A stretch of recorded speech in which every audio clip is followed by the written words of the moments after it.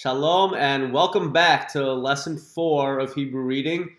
In the last lesson, we started to pick up the speed a lot, and there was a lot of material that we covered in lesson 3. This is going to be another hefty lesson, so pay careful attention and don't be afraid to play it a few times till you get the hang of everything going on in here.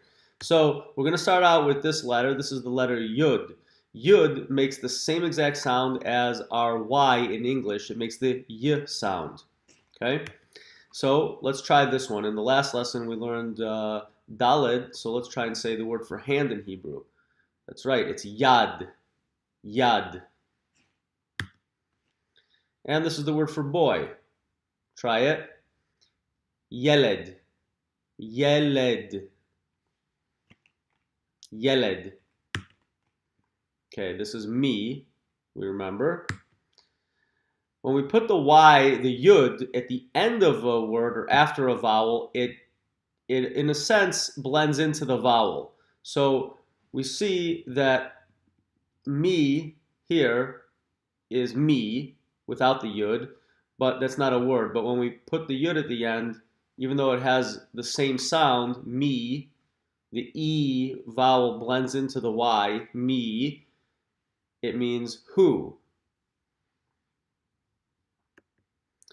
Okay, this is the letter Shin. Shin makes the sh sound exactly like the English sh. And we can now practice another Hebrew word. We can read the word for sun. Give it a try. Shemesh. Shemesh. Shemesh.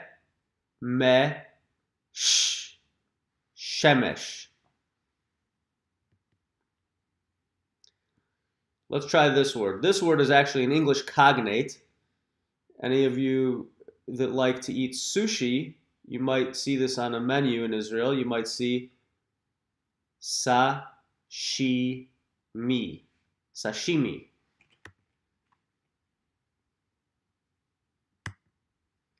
This is the letter nun. Nun makes the N sound. N. Exactly like the English N as in nice. And this is the word for miracle. Give it a try. Nace. Nace. If you've ever seen the dreidels, the spinny tops that are played with on Hanukkah, there's the letter nun on one of the four sides, and that stands for nace, signifying a big miracle that happened during the holiday of Hanukkah. Okay?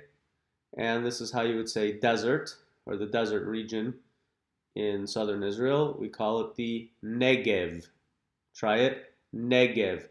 Notice how the nun and the gimel look very similar, so don't get them confused. Negev. This is the letter He. It makes the H sound like the English letter H, as in happy. So try it. He, H. Okay? And this is the word, try to say this, Haggadah. Haggadah. Now notice at the beginning it makes the ha sound because it has the line underneath the hey, so it's ha. And at the end, notice that the hey is silent. It just the sound of the vowel before it gets absorbed into the hey at the end.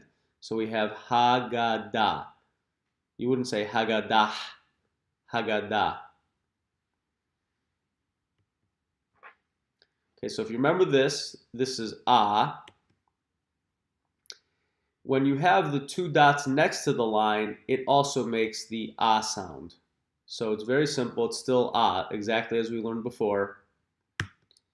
And now we can say another Hebrew word, Haganah. Haganah, which means security. Or the word for I, ani. Ani. Try to say this one. This is the word for year. Shana. During the Jewish New Year, you'll hear people greeting each other. Shana Tova means Happy New Year. or have a good year. Shana, as we see here, Shana Tova. And that's the end of lesson 4. We covered quite a bit in this lesson, so please try and listen to it a couple times if you need to make sure that you really absorbed everything, because we're just going to keep building on this as we move forward. And before you know it, in a couple days or a week, depending on how quickly you move through these videos, you'll be reading Hebrew perfectly.